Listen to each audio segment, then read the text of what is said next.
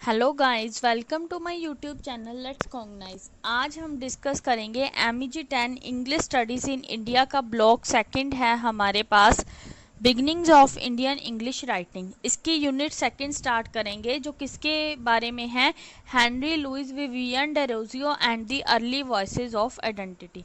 इसमें काफ़ी सारे टॉपिक्स हैं, उन सभी टॉपिक्स को हम अलग अलग वीडियोस में डिस्कस करेंगे ताकि आपको इजीली हो जाए सुनने में और अंडरस्टैंड करने में। नाउ आज हम इस वीडियो में डिस्कस करेंगे objective introduction Hindu college Calcutta the propagation of English studies in India. Now let's start this video from objective. Its objective. The aim of this unit is to focus on the life and works of Henry, undoubtedly the most renowned among the early Indian English author after Raja Ram Mohan Rai. उन्होंने क्या कहा है कि इस unit का main M क्या है, किस पर फोकस करना है, हेनरी की लाइफ और वर्क्स पर। और उन्होंने क्या कहा है कि ये ग्रेटेस्ट इंडियन इंग्लिश ऑथर थे, राजा राम मोहन रॉय के बाद में यही सबसे ग्रेट ऑथर थे। The unit will also look at the role played by the Hindu college Calcutta toward the propagation of English studies in India, will provide a personal intellectual biography of Henry Derozio. इस unit में किन किन चीज़ों के बारे में दिखाया गया है, जो कलकत्ता का कॉलेज है हिंदू कॉलेज, उसमें किस चीज़ का रोल प्ले किया गया, मतलब उसके द्वारा जो जो रोल प्ले किए गए हैं उनके बारे में डिस्कस किया गया है, और इंग्लिश स्टडीज़ इन इंडिया के बारे में और हेनरी की पर्सनल इंटेलेक्चुअल बायोग्राफी के बारे में डिस्कस किया गया है। Analyze his contribution to the spirit of nationalism, examine his role in the creation of Young Bengal Group, and will study his literary contribution in the field of Indian English writing.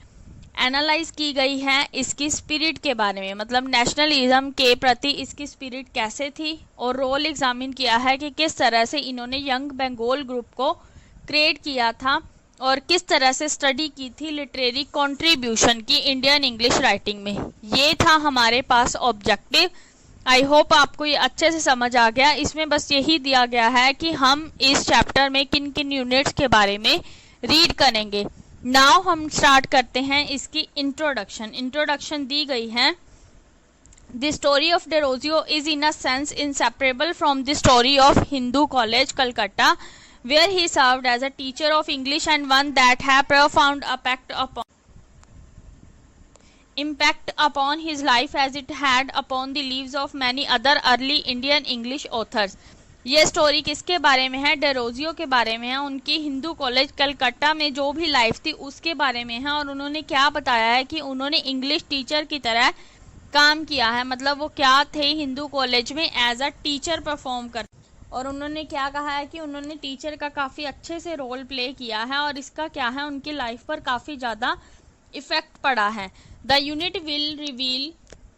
Unit will unravel the personal intellectual biography of Derozio as well as his literary output. इस unit में क्या है, personal intellectual biography के बारे में discussion की गई है और लिटरेरी आउटपुट के बारे में, हेनरी की। The literary legacy of Derozio क्या है, डेरोजियो की लिटरेरी लिगेसी भी एक टॉपिक है जो हम नेक्स्ट वीडियो में डिस्कस करेंगे। Let us look at some of the contribution of Hindu College. उनकी कंट्रीब्यूशन बताई गई है, हिंदू कॉलेज में उन्होंने क्या क्या कंट्रीब्यूशंस की थी, किसके प्रति, इंग्लिश स्टडीज़ इन इंडिया के प्रति। आई होप आपको ये दोनों ऑब्जेक्टिव और इंट्रोडक्शन अच्छे से समझ आ गए होंगे। नाउ हम इसका नेक्स्ट टॉपिक स्टार्ट करेंगे, पर उससे पहले मैं आपको इम्पॉर्टेंट इन्फॉर्मेशन दे देती हूँ इनके बारे में थोड़ी बहुत, फिर हम नेक्स्ट टॉपिक स्टार्ट करेंगे। सबसे पहले मैं आपको बता दूँ कि ये फर्स्ट इंडियन पोइट थे इंग्लिश में, और इनका जन्म था जो 18 अप्रैल 1809 को हुआ था बंगाल में, कलकत्ता में। इनके जो फादर थे वो फ्रांसिस डेरोजियो थे, इंडियन थे वो, और उनके मदर क्या थी, सोफिया जॉनसन, वो एक इंग्लिश वुमेन थी। 14 की एज में क्या थी, डेरोजियो ने अपना स्कूल छोड़ दिया था और उन्होंने क्या है अपने फादर का ही ऑफिस था उसे ज्वाइन किया था कलकत्ता में। जॉन ग्रांट ने क्या था, नोटिस दिया था डेरोजियो को पोइट्री और ऑफर किया था उन्हें एक बुक पब्लिश करने पर, एक वर्क पर बुक पब्लिश करने के लिए ऑफर दिया था। और मई 1826 में जब उनकी एज 17 ईयर थी, उसे अपॉइंट किया गया था उनको as a teacher English literature के टीचर के लिए कहाँ पर अपॉइंट किया गया था? न्यू हिंदू कॉलेज में। ये थी उनकी सारी बायोग्राफी। आगे भी काफ़ी मेन पॉइंट्स हैं, बट ज़्यादा टाइम ना वेस्ट करते हुए हम अपना टॉपिक स्टार्ट करते हैं। Hindu college Calcutta, the propagation of English studies in India. In the early 19th century, the East India Company pushed into action in areas other than the trade by the British government, and the British Parliament started to involve itself in the education advancement of Indians. क्या था 19th century की starting में? क्या था? East India company थी जिन्होंने क्या है, मतलब ब्रिटिश गवर्नमेंट के द्वारा व्यापार किया जाता था, ब्रिटिश गवर्नमेंट और ब्रिटिश पार्लियामेंट के द्वारा। स्टार्टेड टू इन्वॉल्व, उन्होंने किस चीज़ के बारे में व्यापार कर रहे थे? इंडियंस में एजुकेशनल एडवांसमेंट के बारे में, मतलब एजुकेशन के प्रति एडवांसमेंट लाने के लिए। द कंपनी सेटअप और help to setup college in several cities of India including Calcutta, Poona, Delhi and Agra. ये जो ईस्ट इंडिया कंपनी थी, इनके सेटअप होने के बाद इन्होंने क्या है, काफ़ी हेल्प की अलग अलग सिटीज़ में कॉलेज की ओपनिंग करने के लिए। उनमें कुछ सिटीज़ हैं जैसे Calcutta, Poona, Delhi and Agra. As suggested the policy framework, policy framework के अकॉर्डिंग क्या है, ये जो रूल थे, मतलब जो इस्टेब्लिशमेंट थी कॉलेजेस की, ये जो फ्रेमवर्क था कहाँ से आया था? ब्रिटिश गवर्नमेंट से आया था।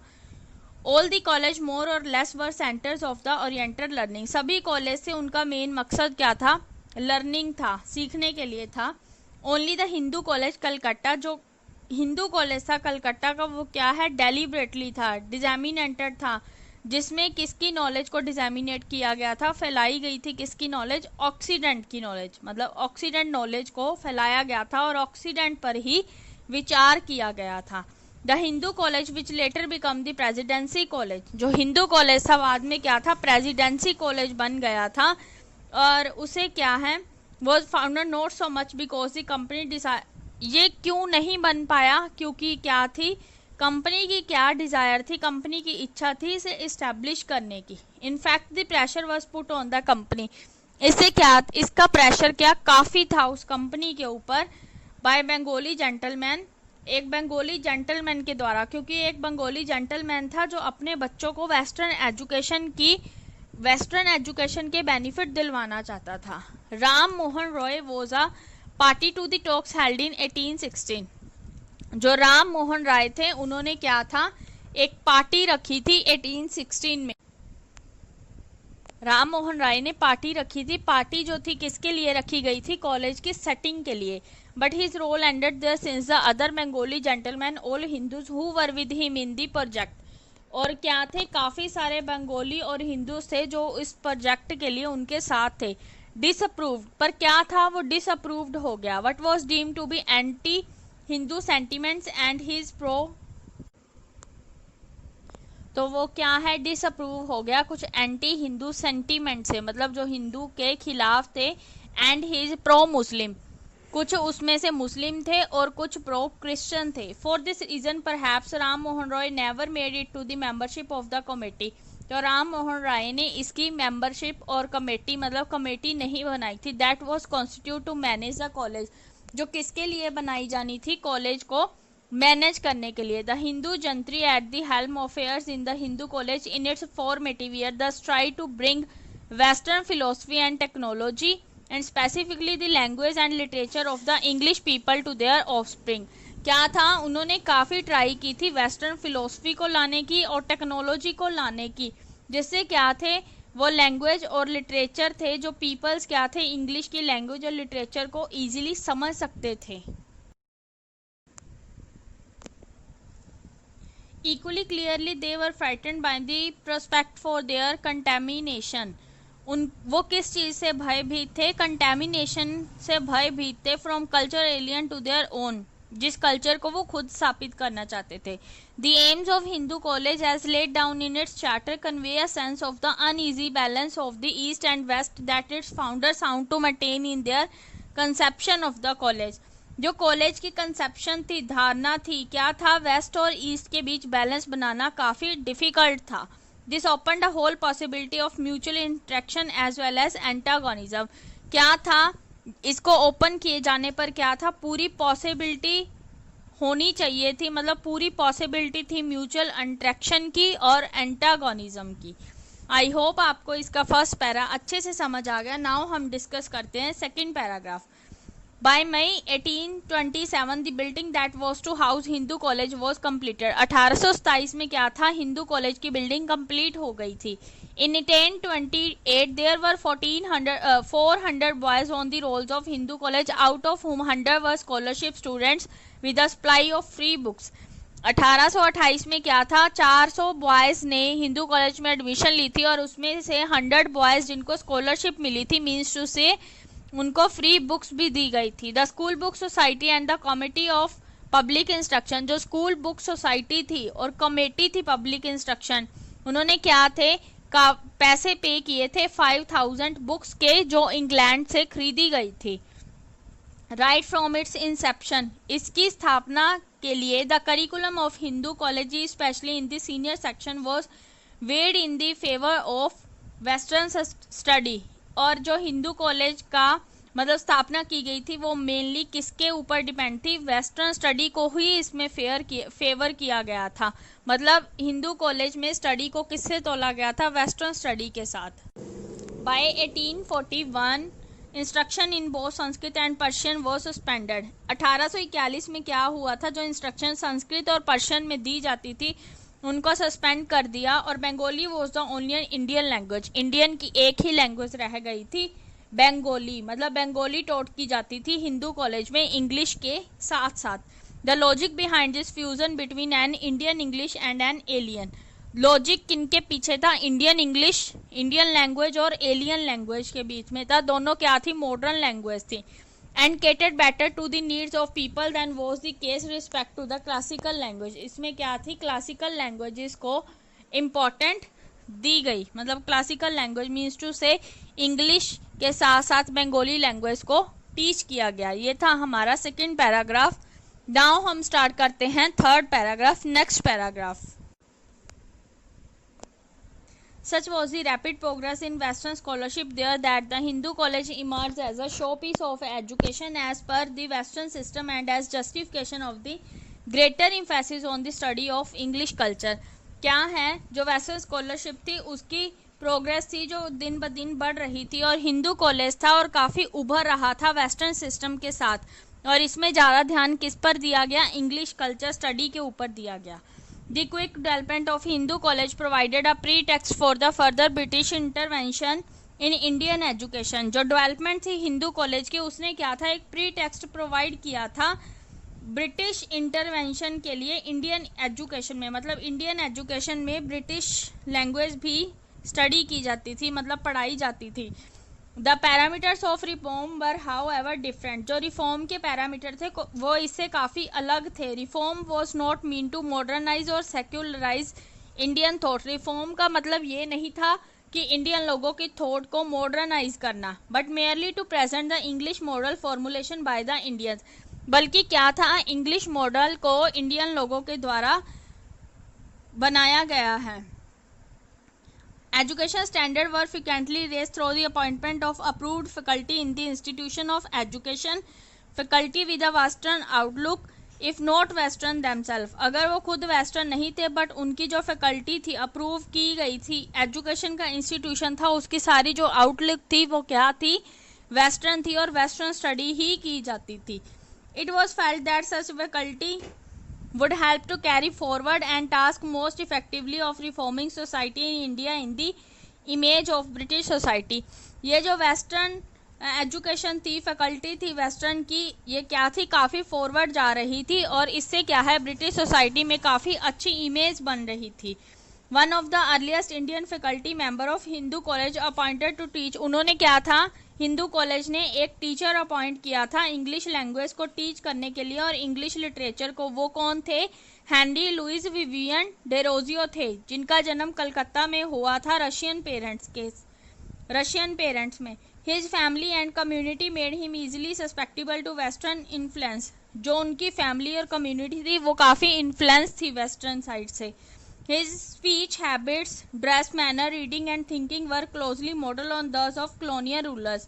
मतलब उनकी जो फैमिली और कमेटी थी वो क्या थी, उनकी स्पीच, हैबिट, ड्रेस, मैनर, सब कुछ क्या था, इजीली ही वेस्टर्न से इन्फ्लुएंस था पहले ही। Bengali society empowered him in a way that might not have been possible if he had not occupied the hegemonic position.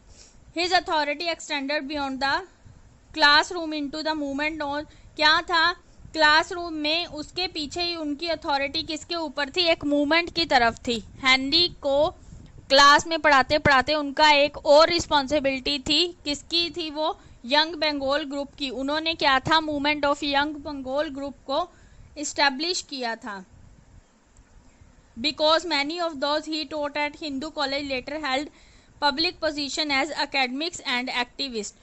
क्या थे, जो और भी लोग पढ़ाते थे हिंदू कॉलेज में, वो बाद में क्या थे, उनको जो पोजीशंस थी वो एकेडमिक और एक्टिविस्ट बेस पर मिल गई थी। Derozio set into motion a process, Derozio ने क्या थी, एक प्रोसेस को मोशन में रखा था, मतलब एक प्रोसेस चलाई थी, in which the youth from the families of the upper rung move toward a new identity and role. क्या थे तब के यूथ, क्या है, मतलब आगे चलकर अपनी एक खुद की आइडेंटिटी बना सकते थे और खुद का एक बेस्ट रोल प्ले कर सकते थे। ये यंग बंगाल ग्रुप उन्हीं के लिए बनाया गया था, यंग लोगों के लिए। लास्ट पैराग्राफ है हमारे पास, ironically it was Derozio pedagogic popularity, Derozio के थे काफ़ी पॉपुलर थे। That proved to be his undoing. His English lecture were instrumental in indoctrinating many upper caste Bengali youth with the ideas that the British would like to instill in Indians and which Orthodox Indians would regard as a British heterodoxy. इसमें उन्होंने क्या बताया है कि जो Indians थे उन्हें किसकी तरह माना गया था, ब्रिटिश हेटेरोडॉक्सी की तरह माना गया था, मतलब उन्हें ब्रिटिश के विरुद्ध माना जाता था। पर खुद इंडियंस लोगों ने किस लुक को अपनाया था, वेस्टर्न आउटलुक को अपनाया था। और जो फैकल्टी थी हिंदू कॉलेज की उसे एग्जाम्पलीफाइड किया गया as a Manju Dalmia has analyse in her essay, जिन्होंने एनालाइज किया था ऐसे, कौन सा ऐसे, डेरोजियो ऐसे, एज अ इंग्लिश टीचर। उनमें उन्होंने कुछ लाइंस लिखी हैं, इसमें उन्होंने कुछ लाइंस लिखी हैं, the anomalies that surfaced when a post purpose were at work while Indian accepted western learning. Indian ने किस चीज़ को एक्सेप्ट किया था, वेस्टर्न लर्निंग को, for material practice purpose of their own. The British view it as a means of establishing their culture, political and hegemony. और British क्या थे, उनका मीनिंग क्या था, इस्टेब्लिश करना कल्चर और पोलिटिकल हैगमोनी को, खुद की लीडरशिप को इस्टेब्लिश करना। At the other end of this phenomena, we see fears and apprehension of the orthodox section. हमने क्या देखा है, fear और apprehension देखा है orthodox section का इंडिया में। Now next section में हम डिस्कस करेंगे personal intellectual biography of Henry Louis Vivian Derozio. I hope आपको ये वीडियो अच्छे से समझ आ गया होगा। इसमें हमने क्या है, हेनरी के हिंदू कॉलेज कलकत्ता के बारे में सारी इन्फॉर्मेशन पढ़ी है। आई होप आपको इन्फॉर्मेशन अच्छे से मिल गई होगी। अगर आपको ये वीडियो अच्छा लगा तो प्लीज़ चैनल को सब्सक्राइब कर देना और बेल आइकन प्रेस कर देना ताकि आपको इसी से रिलेटेड नेक्स्ट वीडियोस भी मिल जाएं। तब तक के लिए आप इस वीडियो को देखना और अंडरस्टैंड करना। फिर मिलते हैं नेक्स्ट वीडियो में। तब तक के लिए bye bye, have a nice day.